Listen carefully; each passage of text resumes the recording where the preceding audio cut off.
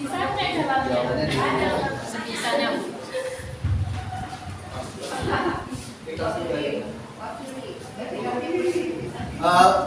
Halus mungkin cuma satu sih. Iya, jadi Coba susah. Oh iya. Ini sebagai observer. Ya, kita aja boleh. Ya, sebagai observer. Terima kasih. Telah saya memperhatikan secara seksama dari penampilan Ibu dalam menyampaikan pembelajaran kali ini. Nah, ini timbul pertanyaan. Ini satu dalam aspek tujuan pembelajaran.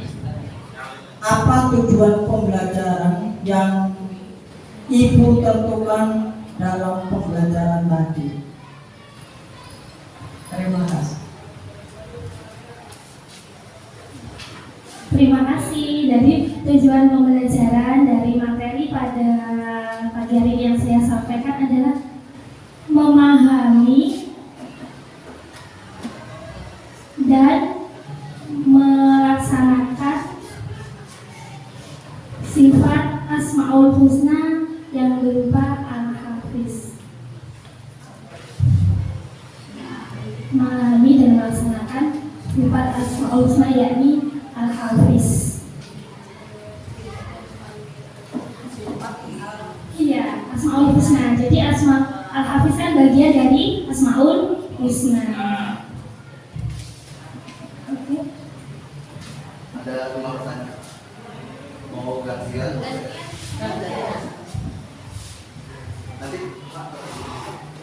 Nanti Kita mewakili dari observer kelompok B sudah mencatat satu pertanyaan dari Ibu Wahyu. Bagaimana Ibu Wahyu mengelola kelas? Menurut Ibu Wahyu, apakah manajemen pengelolaan kelas yang Bu Wahyu lakukan tadi apakah sudah efektif? Kalau memang sudah efektif, kenapa? Kalau Ibu merasa belum efektif juga, kenapa? Bisa dijelaskan? Terima kasih. Terima kasih atas pertanyaannya. Jadi manajemen kelas ya. Yang saya rasa memang pembelajaran yang saya laksanakan mungkin belum seefektif yang sesuai ekspektasi ya sesuai dengan. Kemungkinan terlihatnya anak-anak kurang antusias, masih ada yang kurang semangat, kurang berkonsentrasi pada pembelajaran saya ya. Ya mungkin itu. Kalau untuk kedepannya ya saya akan berusaha memperbaiki dari semua kekurangan pembelajaran saya pada pagi hari ini. Mungkin seperti itu gimana ya Pak? Sudah ya. Jadi kelompok C ya.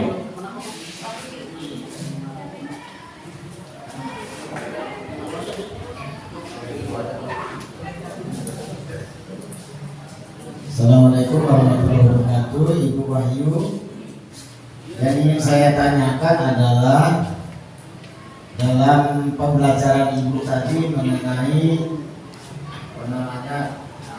Al-Hafiz, bagaimanakah cara Ibu memberikan pemahaman kepada anak untuk meneladani sifat atau Asmaul Husna dari Al-Hafiz dalam kehidupan mereka sehari-hari atau di lingkungan sekolah tempat Ibu mengajar. Murid-murid Ibu sendiri itu pendalaman dan praktiknya bagaimana? Terima kasih.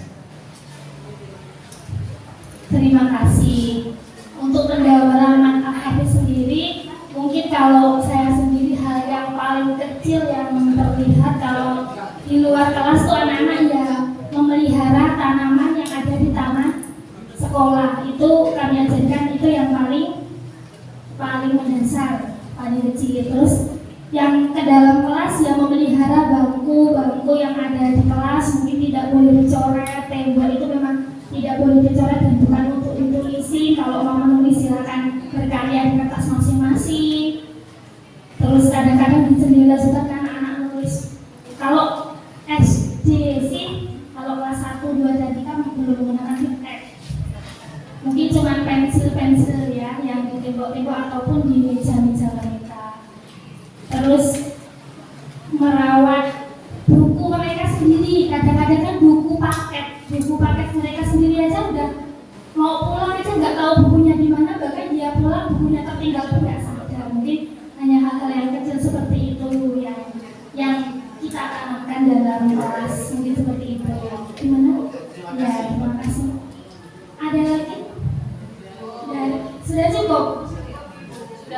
Dari masih 3. Ada 5 pertanyaan. Masih 3.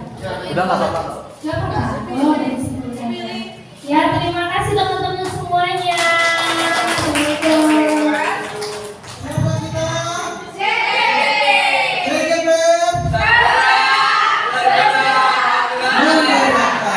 Oke, Bapak Ibu kita fokus kembali ya. Ini tadi sudah simulasi disimulasikan oleh Bu Wahyu dan observernya masing-masing sudah bertanya. Kali ini tugasnya observer untuk mengomentari dari hasil catatannya bergantian ya. 3 menit aja, nggak boleh lama-lama ya, karena ada 3 yang harus disimak. Jadi masing-masing aspek 1 menit. Silakan, dari mana dulu ini? Dari C. Dari C dulu, monggo Pak Budi. Oh, sebenarnya itu. Sujani.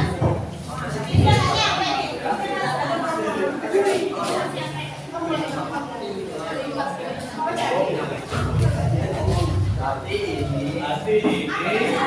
ingin bilang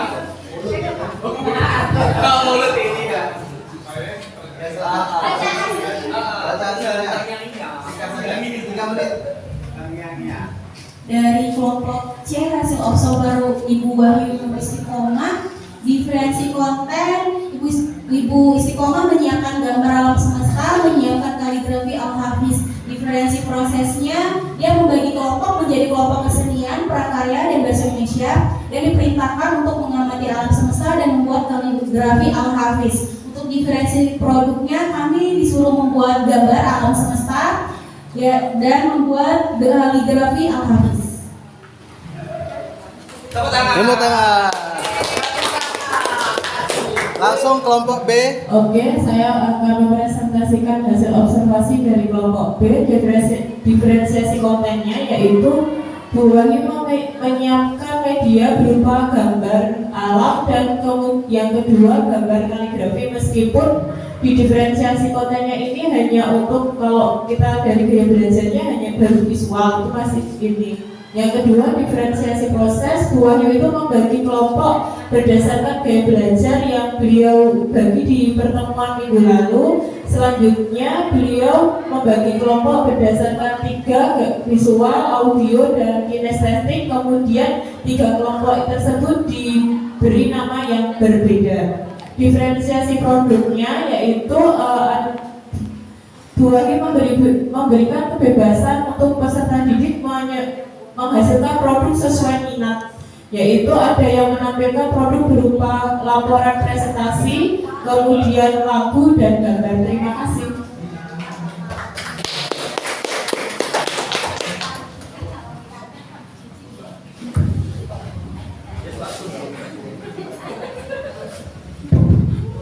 Terima kasih akan menyampaikan. Perkenalkan, saya Gunawan dari kelompok A. Akan menyampaikan hasil observasi dari Pak Makmur. Yang pertama, menyampaikan diferensiasi konten yang disampaikan oleh Ibu Wahyu Istiqomah tadi.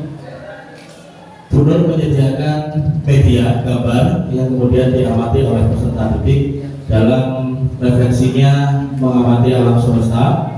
Kemudian diferensi prosesnya, Bu Wahyu Nur Istiqomah membagi kelompok berdasarkan potensi peserta didik yang selanjutnya untuk berdiskusi. Kemudian diferensi produknya, Bu Wahyu Nur Istiqomah menghimpun hasil pemahaman dari peserta didik berupa gambar, kaligrafi, kemudian lagu dan lain sebagainya. Terima kasih.